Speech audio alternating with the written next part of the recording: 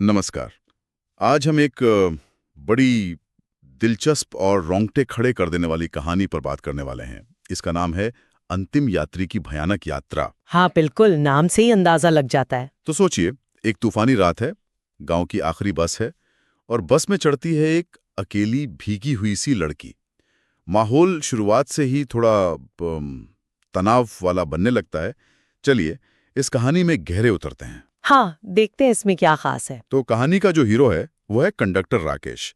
और जैसे मैंने कहा, देर रात बस में एक लड़की चढ़ती है सफेद कपड़ों में। शुरू में तो सब ठीक लगता है, पर जल्दी ही ना अजीब चीजें होने लगती हैं। जैसे बस की हेडलाइट्स टिमटिमाने लगती हैं। अच्छा। हाँ, और सड़क सड़क जैसे अचानक बहुत लंबी लगने लगती है बेवजह। ये दिलचस्प है। यहीं से वो मनोवैज्ञानिक दबाव बनना शुरू होता है ना।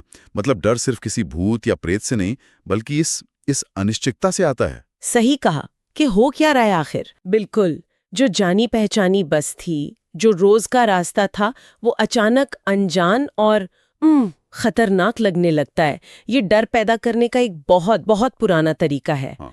परिचित को अपरिचित बना देना।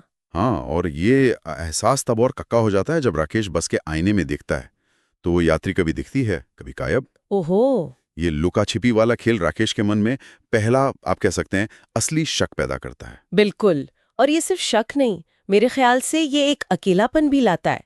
राकेश उस बस में अकेला है ना, हाँ। इस अजीब माहौल में। बाहर तूफान है और अंदर ये सब चल रहा है। हाँ, एकदम। फिर कहानी में एक बड़ा मोड़ आता है। राकेश पीछे मुड़कर देखता है, सीट खाली है, लेकिन सीट पर एक पुराना फटा हुआ सा चमड़े का बैग पड़ा है। बैग? लड़की का। हाँ। शायद।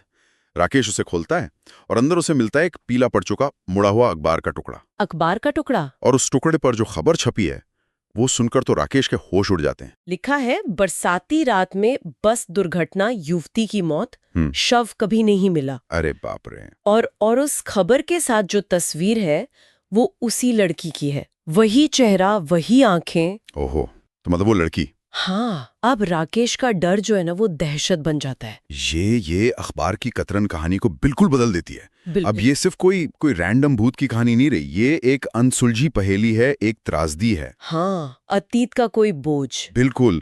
और सोचने वाली बात यह है कि क्या ये सिर्फ एक इत्तेफाक है या राकेश किसी तरह उस पुरानी घटना से जुड़ गया है।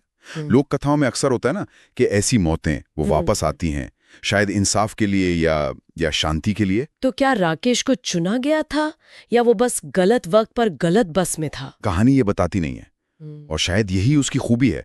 ये अनिश्चितता डर को और गहरा करती है। सही है। अच्छा, इस खुलासे के बाद तो हालात और बिगड़ते होंगे। हाँ, तेजी से राकेश घबरा जाता है, बस मोड़ने की, रोकने की कोशिश करता है, पर स्टीयरिंग व्हील जाम हो जाता है। जाम? हाँ, और सड़क एक सुरंग जैसी बन जाती है, अंधेरी, अंतहीन, न कोई पेड़ न मोड़। और सबसे अजीब बात, बस का स्पीडोमीटर वो 0 दिखा रहा है। 0? लेकिन बस चल रही है। हाँ, तेजी से आगे बढ़ रही है, जैसे उसे कोई खींच रहा हो। ये तो बहुत डरावना है। और तभी उसे पीछे से एक ठंडी सी फुसफुसाहट सुनाई देती है। तुम अपना स्टॉप चूक गए राकेश। ओहो, पीछे तो कोई नहीं था। कोई नहीं। राकेश तेजी से मुड़ता है, सीट खाली। फिर वो आईने में देखता है और लड़की ठीक उसकी सीट के पीछे खड़ी है, मगर अब वो वैसी नहीं है। आंखें बिल्कुल खोखली हैं, मुंह अजीब तरह से खुला हुआ है, और वो कुछ बुदबुदा रही है। क्या? कोई पुरानी अनसुनी भाषा जिसे समझना नामुमकिन है। और बस राकेश का सफर यहीं खत्म हो जाता है। कहानी का अंत कैसे होता है? राकेश का क्या हुआ? अंत भी उतना ही रहस्यमयी है। कई हफ्ते बाद वो बस मिलती है जंगल में, लेकिन ऐसी हालत में जैसे दशकों से वहीं पड़ी हो, पूरी जंग लगी हुई, टूटी फूटी। दशकों पुरानी? लेकिन हादसा तो अभी हुआ था। हाँ, और अंदर राकेश नहीं मिलता, बस वो गीला चमड़े का बैग और वो अखबार की कतरन। तो क्या हुआ? क्या राकेश भी उसी हादसे का हिस्सा बन गया, या वो समय में कहीं खो गई? ये सवाल कहानी छोड़ जाती है। ये समय, हकीकत और अतीत जो कभी सुलझता नहीं, उस पर सोचने को मजबूर करता है। बस का दशकों पुराना मिलना शायद ये दिखाता है कि वो घटना सिर्फ एक रात की नहीं थी। वो उस जगह, उस बस के साथ हमेशा से जुड़ी थी। जैसे कोई टाइम लूप, या उस जगह की याददाश्त? हाँ, कुछ वैसा ही, जहां अतीत वर्तमान पर हावी हो जाता है। तो इस कहानी से हम क्या लेके जा सकते हैं? मेरे ख्याल से ये डर, रहस्य और अतीत की जो गूंज कभी खत्म नहीं होती, उसका एक जबरदस्त मिक्सचर है।